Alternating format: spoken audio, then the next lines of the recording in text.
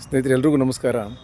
ನಿನ್ನೆ R C B cup ಗೆದ್ದಿರೋದು ಅದಾದಮೇಲೆ ಆಗಿರೋಂಥ ಈ ಅನಾಹುತಗಳನ್ನು ನೋಡಿದರೆ ಡಾಕ್ಟರ್ ರಾಜ್‌ಕುಮಾರ್ ಯಾವ ರೀತಿ ಮಾತನಾಡ್ತಿರು ಅಂತ ನೋಡೋಣ.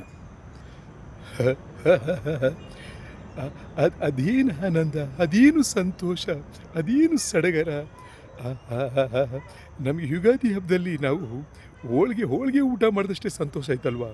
ವರ್ಲ್ಡ್ ಕಪ್ ಗೆದ್ದಷ್ಟೇ ಸಂತೋಷ ಆಯ್ತಲ್ವಾ? ನಮ್ಮ ನಮ್ಮ ನಮ್ಮ ನಮ್ಮ ನಮ್ಮ ನಮ್ಮ ಅಭಿಮಾನಿ, ನಮ್ಮ ಕ್ರಿಕೆಟ್ ಪ್ರೇಮಿಗಳು R C B I P L cup ಗೆದ್ದ ಮೇಲೆ ನಮ್ಮ ಬೆಂಗಳೂರಿಗೆ ಅವರು ಬಂದಿದ್ದು, ಅಭಿಮಾನಿ ದೇವರುಗಳೆಲ್ಲ ಅವ್ರನ್ನ ನೋಡಿದ್ದು, ಅವ್ರನ್ನ ಮುತ್ಕೊಂಡಿದ್ದು, ಆ ಸನ್ಮಾನ ಅದೆಲ್ಲ ಭಾಳ ಭಾಳ ಸಂತೋಷ ಆಯಿತು ಅದನ್ನು ನೋಡಿ. ಆದರೆ ಅದಾದಮೇಲೆ ಆಗಿದ್ದಂಥ ಒಂದು ಅನಾಹುತ ನೆನೆಸ್ಕೊಂಡ್ರೆ ಮನಸ್ಸಿಗೆ ಭಾಳ ಭಾಳ ಭಾಳ ಭಾಳ ನೋವಾಗುತ್ತಲ್ವಾ? ಅದಕ್ಕೆ ಹೇಳೋದು, ಅತಿ ಆದರೆ ಅಮೃತನೂ ವಿಷ ಅಂತ ಅಲ್ವಾ?